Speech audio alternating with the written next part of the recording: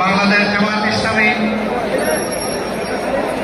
ঢাকা মহানগরী দক্ষিণ এবং উত্তর কর্তৃক আয়োজিত বাংলাদেশ জামাত ইসলামের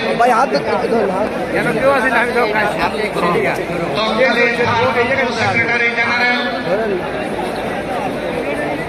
বাংলাদেশের সবচেয়ে বড় মুসলিম জননেতা ইসলামের মুক্তির দাবিতে আয়োজিত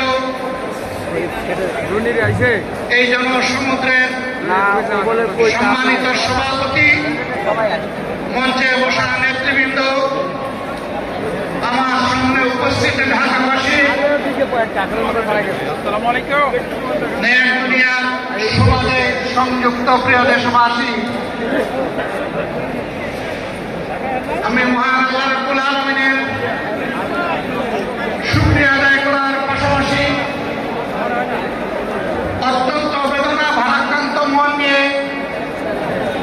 আজ আপনাদের সামনে হাজির হয়েছে।